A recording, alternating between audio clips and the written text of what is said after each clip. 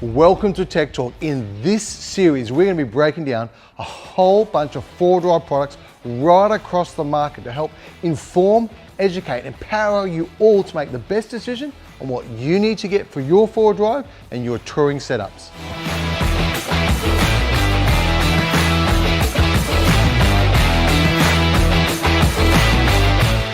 Welcome to today's Tech Talk. Now, we're in the workshop here. We're going to be breaking down exhaust systems.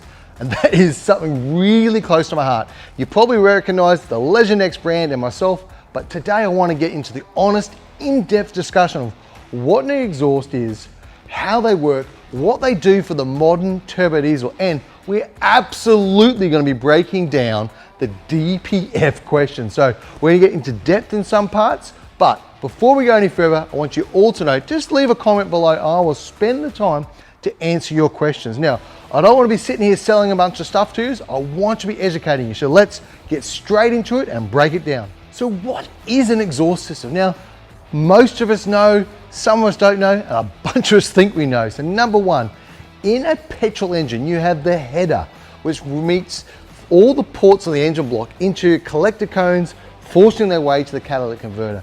Somewhere in between that is an O2 sensor that measures the air-fuel ratio for the fueling system. And from there, you just step through the exhaust into the muffler section, which is very, very restricted, and then out the tailpipe. But in a turbo diesel, exhausts are pretty different to your normal VE Commodore and even your HQs and your Monaros and all the good sporty stuff that we've been doing for the years. So up the top in a modern diesel, you have a pre-cap that normally preheats the gases before they enter the DPF. Now we're going to get into that a bit more later, but a DPF is in essence one of the best pollution control systems out there.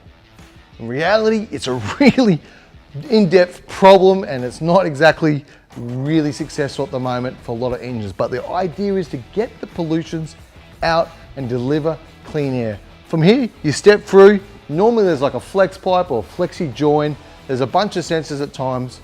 You have your muffler pipe, which is very restricted to try and reduce the sounds. Often in a standard exhaust system, there's a bunch of baffles, returns, silencers, valves. The pipe goes from 2-inch down to 1.5 inches, and then out the tailpipe. And in a lot of the petrols, what you're gonna see is a resonator at the end. In the diesels these days, you generally just see a very large muffler. You also notice a bunch of heat spots in there. That's the muffler restricting the gases, killing performance to further reduce the pollution and reduce the sound coming out. So in short, an exhaust system is a bunch of pipes to get the heat away, put it at the back, change those poisonous gases, make them a little bit cleaner, sometimes with the DPF very clean, and also just reduce the noise to a more pleasant sound for the OE manufacturers and basically them that write all the rules. For me, an exhaust system is an opportunity to express your masculinity. And we're going to get into that a bit more in a minute about what a performance exhaust does. So quality exhaust system is going to reduce the restrictions by maximizing the turbo spool in the lower range, but also having enough flow at the top end to continue that power output. It's going to lower your EGTs, which again improves your power, but it massively can improve your tunability. Now lower EGTs also gives you longer power for longer. Once your engine bay starts to heat up, your intercooler heat soaking starts to heat up, your transmissions, your fuels, all that, your water starts to heat up, therefore your engine starts to slow down the further and the hotter the car goes. So in short, get the exhaust on there, get those EGTs down, get longer lasting power. Now a Legendex exhaust is going to drop your EGTs by up to 40%. On a turbo back, we're constantly seeing that 8 to 10% power result down low, and in some of the V8s, we're constantly seeing even up to 15% just on the exhaust. Get one. Oh, the big one, DPFs. So what are they, how they work, and what is the law? This is the biggest problem facing the diesel performance industry right now. Something that we're constantly confronted with. Hey, let's break it down. What is a DPF? So DPF is a part of the exhaust system. Now it is a diesel particulated filter. So in short, very similar to the old catalytic converters, but totally different. Now you have an ECU controlled pollution system. In the past, the cats which is very simple. In the petrols, you've got an O2 sensor, which controls the fuel ratios in the car. Now, you've got about pressure differentials before and after, you've got EGT sensors, you've got oxygen sensors, you've got fuel sensors, and that is completely controlled by the computer. Now, the issue with the DPF is number one, heat. We just spoke about exhausters, get the heat out. The DPF is a filtration system. All that soot captures it up, and about 40%, what's gonna happen is a burn. The DPF's job is to capture soot, burn it, send it out as clean air. So that's a good thing, in short. The long story, far deeper, is the DPF system have faults involved. Are they bad? Hell yeah, they're bad. In layman's terms, we've attached cancer to the car. It's got a life cycle. You cut it out and get rid of it. That's the absolute best thing for the car. Now, it is not the legal option, it is not the right option necessarily.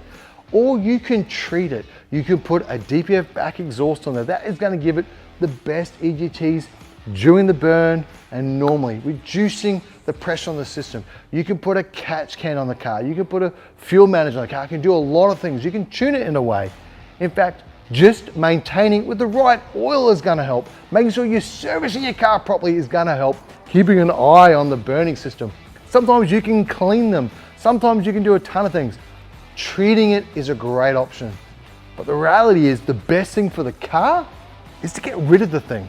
Now, we're not going to go into the legalities of it because it just is not even grey. It is illegal. I'm not sure if you're aware of it. It's illegal. Very few people actually have the right to remove it. There are some incidences. I'm not going to go into there because none of you out there except 1 or 2 billionaires own a mine. If they design the system properly, it should work. Currently, it's not. You guys got to figure out what you want to do with the modern DPF performance exhaust. Upgrade it. It's the 100% thing you've got to do to protect yourself from failure. So even with the DPF, is it worth doing a DPF back exhaust? Heck yeah. You want to get those EGTs away from that thing. That thing is dangerous to your car. Get the temperatures down. When the DPF is doing its active burn, there's not a lot you can do. It's gonna be at maximum. But the rest of the time, let's get those temperatures way down. Now, when the temperatures are down, we're gonna see when your car comes in a very different air fuel ratio and very different EGTs. Now, when it comes to the tuning side of it, the ultimate magic number is 18:1. Now, we want to achieve that. So exhaust, snorkels, intake, intercools all help achieve that for the tuning guys. Now, big power is achieved by DPF back. Saving the engine is achieved by DPF back and a few other mods. Yes, absolutely do this to save your engine and get the best bang for buck. Well, this has been Tech Talk about exhaust, one of the most passionate things in my life. Thank you for listening and tuning in. Comment below any question you got. I will sit there and answer it as honestly and open as possible. If you've enjoyed it, stay tuned to the next few episodes because we've got a ton of stuff coming up and I'm really excited about all things 4-wheel drive.